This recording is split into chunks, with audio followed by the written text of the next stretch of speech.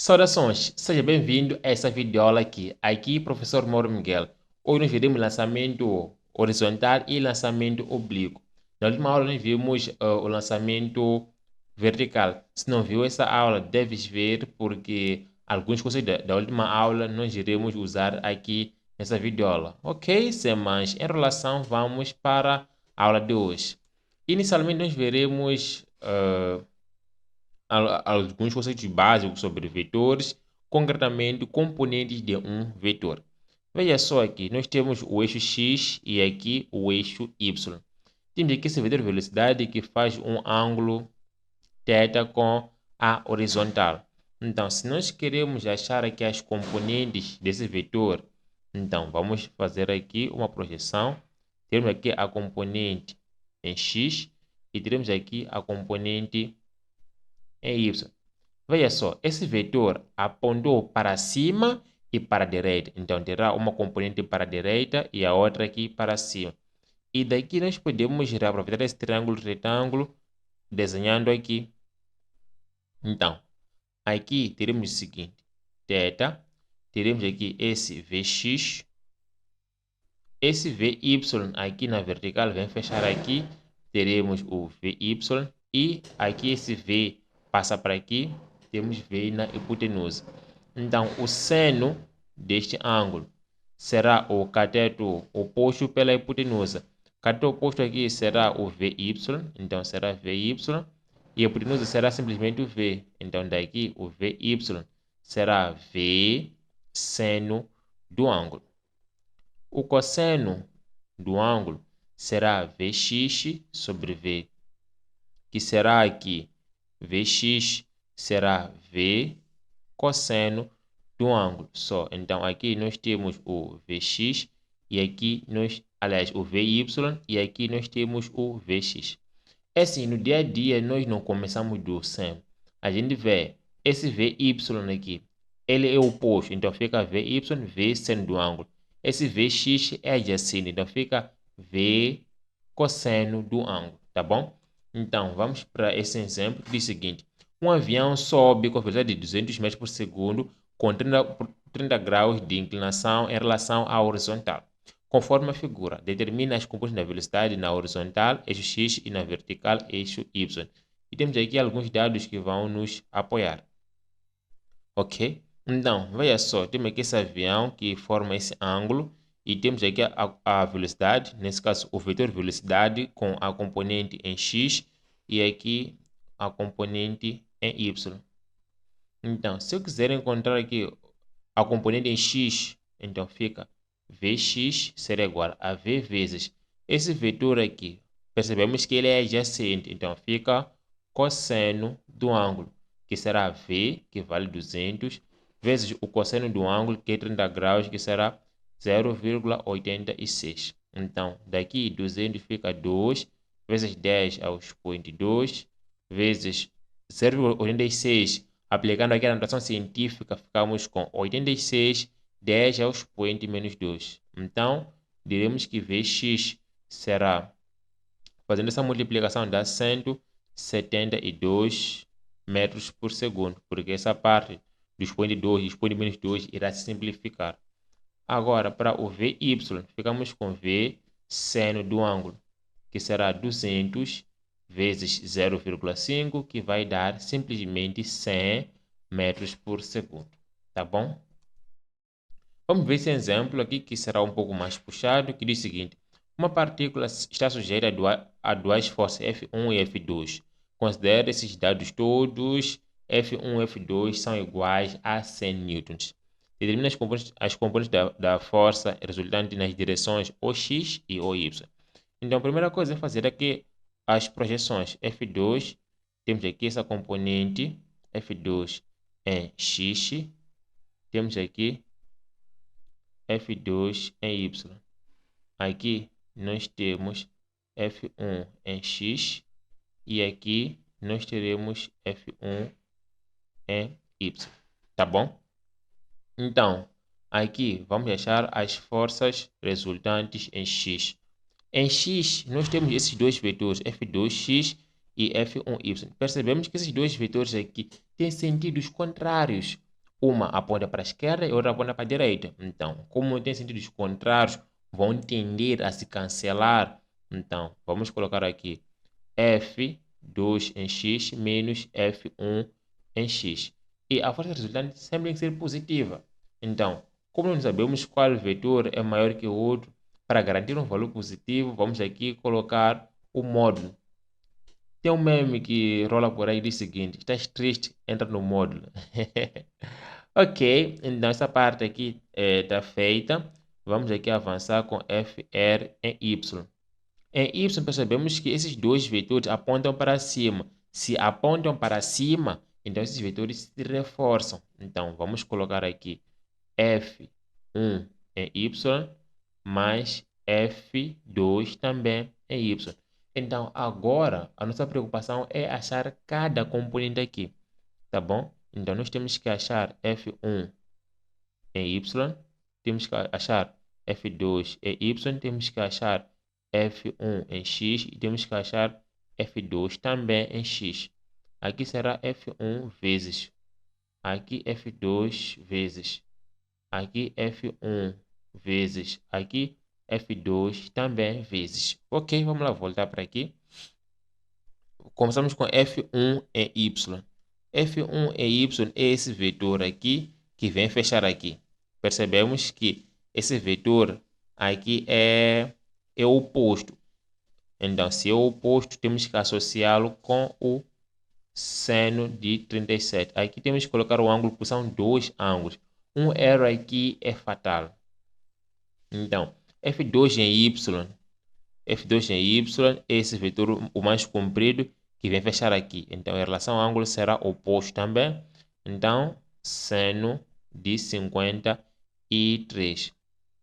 Uma coisa boa daqui é que se nós já usamos seno, o que vem a seguir será cosseno. Então, só temos que colocar um ângulo.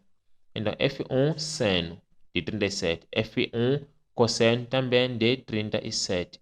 Aqui, 53. Então, nós, segundo iniciado, as duas forças valem 100. Então, colocamos aqui 100, 100, 100, 100 também, vezes tudo isso. 100 de 37, 100 de 37 vale 0,6. 100 de 53 vale 0,8. Cosseno de 37 vale 0,8, o outro vale 0,6. Então, aqui teremos 60 newtons, 80 newtons, 80 newtons e, por fim, 60 newtons, ok? Então, para terminar aqui, F2 em X será 60 menos F1 em X, que será 80. Então, aqui teremos 20 newtons. Essa é a resultante que pediram aqui em X. E para Y, ficamos com F1 em Y, que vale 60, mais F2 em Y, que vale simplesmente 80, ou seja, 140 newtons, tá bom? É assim como nós chamamos a força resultante para dois vetores. E na ficha que eu vou mandar a seguir para os alunos que já fazem parte das aulas online, tem mais casos que vão explorar para poder dominar esses conceitos todos aqui. Ok, seguindo. Então, depois de falar sobre os vetores, como achar as componentes de um vetor, vamos passar para o lançamento horizontal. Dizer que aquela aula, aliás, aquela parte que nós vimos há bocado sobre vetores, será muito importante quando analisarmos o lançamento oblíquo que veremos a seguir. Ok? Então, agora vamos lá passar para o lançamento horizontal. Ótimo. Então, no lançamento horizontal, nós temos um caso em que tem uma bola que vem deslizando numa superfície, com uma certa velocidade inicial em x.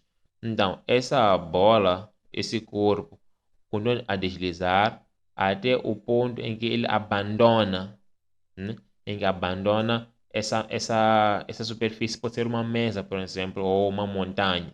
Então, quando ele abandona, ele estará sujeito a queda livre, vai começar a cair. Essa velocidade com a qual iniciou o movimento será aqui a mesma. Mas, como ele vem com uma velocidade, em vez de ter um movimento vertical, terá um movimento curvilíneo. Fica assim. terá um movimento aqui curvilíneo. Então, fica assim. Ótimo. Então, analisando esse corpo aqui na metade da trajetória, percebemos que aqui há dois movimentos.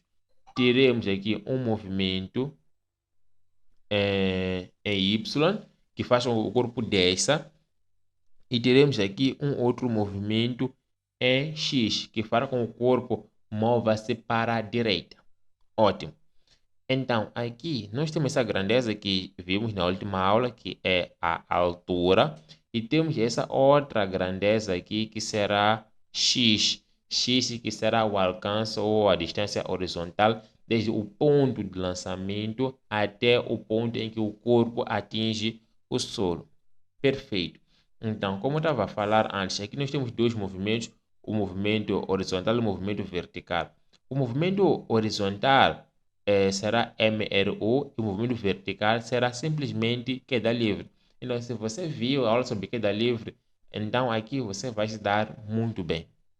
E eu falei sobre a altura e o alcance aqui, eu já apresentei a definição, não vou perder tempo com isso. Ok. Em relação ao movimento horizontal, como achar o alcance? O alcance é distância. E distância, nós sabemos que distância no movimento uniforme é velocidade vezes o tempo só. Então, como esse alcance é a distância horizontal, então nós vamos utilizar aqui a velocidade também horizontal, que será a velocidade em x, ok? A velocidade em x. Em relação ao movimento vertical, nós falamos o seguinte, que para o movimento vertical, vamos associar com queda livre. Então, temos que buscar as três expressões que nós vimos lá atrás na queda livre, que são velocidade é igual a V inicial mais gravidade vezes o tempo. H será H0 mais V inicial T mais 1 sobre 2 da gravidade do tempo ao quadrado. E por fim o dorsal ajustado, que será V ao quadrado, será V inicial ao quadrado mais 2 vezes a gravidade altura. Perfeito. Só que, tratando-se de movimento horizontal, essas expressões vão sofrer uma alteração. Perceba que o movimento ou no movimento vertical, que faz com que o corpo caia, o corpo desça, a componente da velocidade que nós temos é a componente Y. Então, aqui onde era a velocidade, passa para VY, V inicial passa para V inicial Y, aqui V0, Y, V, Y, V0, também Y. Só. A diferença entre a queda livre e o lançamento horizontal é só colocar esses Y só. Agora, perceba uma coisa. Esse corpo, para que tenha alcance, que é essa distância horizontal x, é preciso que ele inicie seu movimento com uma certa velocidade. Essa que eu coloquei aqui. No entanto, nós falamos lá atrás, na queda livre, que para um corpo cair, não é preciso uma velocidade inicial, né? Vou colocar aqui um caso de queda livre. Temos aqui um certo corpo. Esse corpo aqui, só de abandoná-lo, ele começa a cair. Então, V inicial aqui é igual a zero. Então, nós diremos também que a velocidade inicial em Y é igual a zero. Ele só tem velocidade quando atinge aqui o solo, ou seja, aqui a velocidade é máxima, né? Aqui também tem velocidade, mas nesse ponto aqui, quando atinge o solo, a velocidade é máxima. Agora, esse dado é muito importante para nós. V inicial em Y é igual a zero. No início do movimento, você tem V inicial em X. E esse comentário é muito importante para a ficha que eu vou mandar para vocês. Porque nesse caso de lançamento horizontal, sempre dá uma velocidade no início do movimento. Então, você deve considerar aos exercícios que a velocidade a ser dada no início do movimento é a velocidade inicial em X. Agora, se lhe der a velocidade com a qual o corpo atinge o solo, então será a velocidade em Y. Então, tem que distinguir bem isso. No início do movimento, temos velocidade inicial em X. E no final do movimento, que é quando ele atinge o solo, temos a velocidade em Y. Ok? Então, assim, nós vamos fazer ajustes aqui na nossa expressão. Onde tem V0Y, colocamos 0. Aqui colocamos 0 também. Lá atrás, na queda livre, nós falamos que o movimento era analisado de cima para baixo. Então, tendo isso em mente, né, nós falamos que o H0 é igual a zero. Então, assim, podemos também anular aqui esse H0. Vamos anular também esse V0. Y fica assim. Então, Vy será a gravidade vezes o tempo. Aqui H será 1 sobre 2 da gravidade, tempo ao quadrado. E por fim, Vy ao quadrado será 2 vezes a gravidade vezes a altura. E se você for a perceber, essa expressão aqui de H igual a 1 sobre 2 gravidade tempo ao quadrado é a mesma que nós vimos lá na queda livre. Para dizer que o tempo de queda, tanto no lançamento horizontal como na queda livre, esse tempo é o mesmo. Então, depois dessas deduções todas, nós vamos passar para um exemplo. Que diz o seguinte: uma esfera rola com velocidade de 10 metros por segundo sobre uma mesa horizontal de altura 1,25 metros. Adote G 10 metros por segundo ao quadrado. Determine a linha A o tempo de queda. Então, eu vou rapidamente ilustrar aqui essa tal mesa, que essa esfera vem rolando. Então, dizem que essa esfera rola com velocidade de 10 metros por segundo. Então, aqui a velocidade é 10 metros por segundo.